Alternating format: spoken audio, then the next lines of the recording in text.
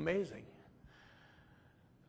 I will abundantly bless her provision. I'll satisfy her poor with bread. I will clothe her priests with salvation. Her saints shall shout aloud for joy. Like I say, if you go there now, I mean, if you look at it now, it doesn't look all that good. Listen, the name of the city, too, and here's an irony, Jerusalem, the city of peace. But that city's never known peace. Never. The whole time that it's been in existence. It's been a city of war. It's been conquered so many times, but yet it's special. And what makes it special, you know, most cities have like a river or a port or something like that. There's no river.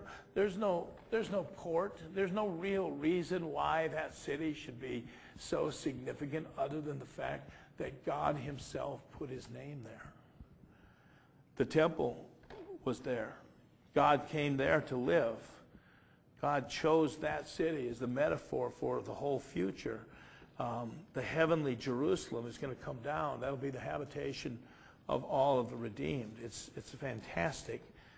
In the day will come, the prediction is that the whole world is going to stream unto Mount Zion to learn. Let us go to the Lord and learn his marvelous ways. Teaching will go out of there that will reach the ends of the earth.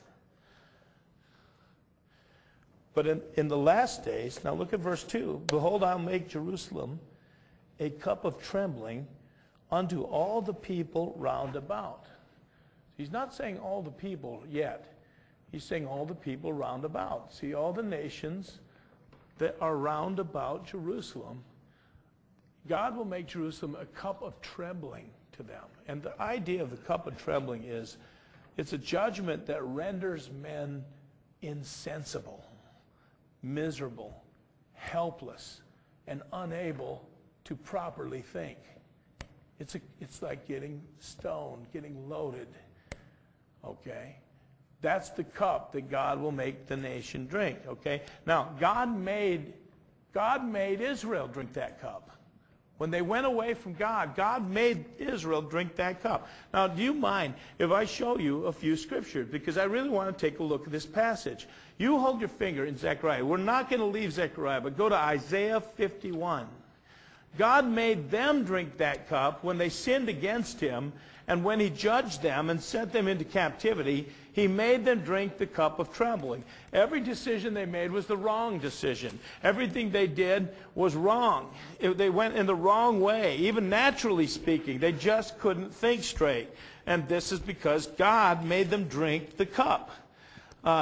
Isaiah 51, verse 21, Therefore hear now, thou afflicted, and drunk, but not with wine.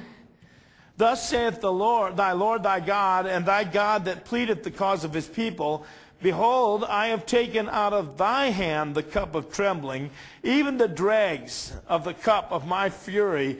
Thou shalt no more drink it again, but I will put it into the hand of them that afflict thee, which have said to thy soul, Bow down, that we may go over. And thou hast laid thy body as the ground and as the street to them that went over. Okay, there came a point in Jewish history where God gave them over to Gentile rule. Babylonians, Persians, Greeks, Romans, all the way down through time. Ottoman Empire, right up to this very present day. America, England, the West. Gentile nations decide the fate of Israel and Jerusalem. Gentile nations sit around and decide which city could be the capital of Israel and which can't, and what should be the future status, as they say, of Israel. And God said to Israel in Isaiah 51, I'm going to take the cup of trembling that I made you drink. I'm going to take it out of your hand, and I'm going to make those nations that afflict you drink it. See, this is basically what's happening to the whole world. There's another psalm, you can look it up on your own time, Psalm 75:8. It says, there is a cup in the Lord's hand, a cup of fury, a cup of trembling. It's a judgment. He says, I'll make Jerusalem a cup of trembling. There's something about Jerusalem that drives her enemies, the people round about, and let's be frank, Islamic Arabs in Lebanon, Jordan, Syria, Saudi Arabia, the immediate neighbors. Something about Jerusalem drives them crazy, okay? It just drives them nuts. It galls them. Listen, even when the UN was given the power by God to mandate an Israeli state, Jerusalem wasn't part of it. Jerusalem was part of Jordan. Jordan ran Jerusalem. How did Israel get Jerusalem? In 1967, the Six-Day War, they seized it. They were forced to. They didn't want to. They're not rapacious. They're not trying to expand their empire. If anything, they'd love to make peace with the Arabs. They don't care about Jerusalem that much. But they seized it in 1967 as a result of the Six-Day War, in which if they wouldn't have done something, they'd be dead now. Okay, they seized it. And they even seized, and there's famous film of the Israeli commandos coming up on the Holy Mountain. First time they'd been there in 2,000 years, and they're weeping. These hardened combat veterans are weeping. They're leaning their head against the Wailing Wall, which is not the temple, but a retaining wall of the temple, and they're crying their eyes out. But Moshe Dayan, the general, turned the custodianship of the Temple Mount over to the Arabs. And there's the mosque and everything on that right now, okay? And he was supposed to. People say, why'd you do that? You shouldn't have. No, he was supposed to. Jesus predicted of Jerusalem and the Temple Mount, it shall be trodden underfoot of the Gentiles until the time be fulfilled. Okay? Something about it drives them nuts. In fact, they don't even like the name Jerusalem. They have a different name for it called Al-Quds. And the fiction that's being promoted is that never really was a Jewish city. It was a Muslim city, okay?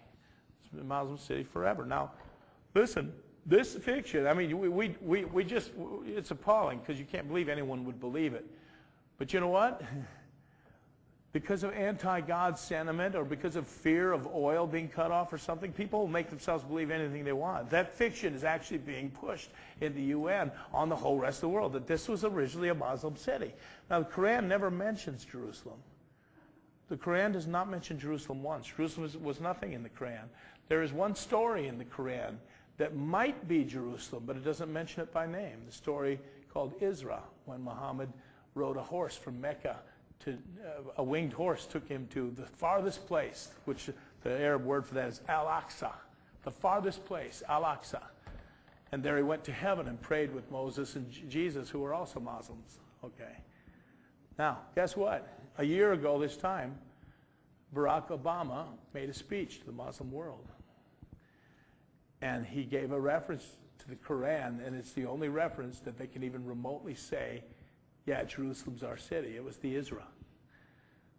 This is very, very significant. One of his top security advisors recently gave a speech in Arabic to Arab students, and he also said in the speech, Al-Quds is my favorite city in the world. That's their name for Jerusalem. You see, God says in the last days, I'm going to make Jerusalem a cup of trembling to those round about.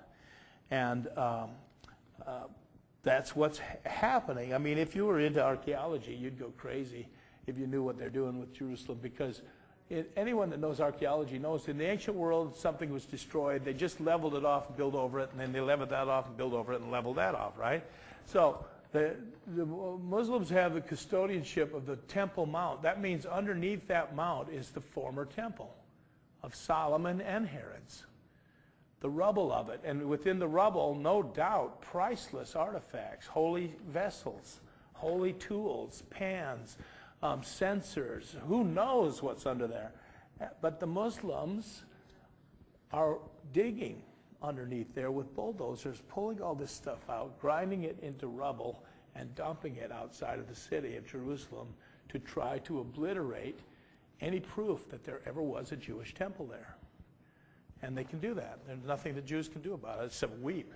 Archaeologists go dig through the dump to try to find a coin here or something there.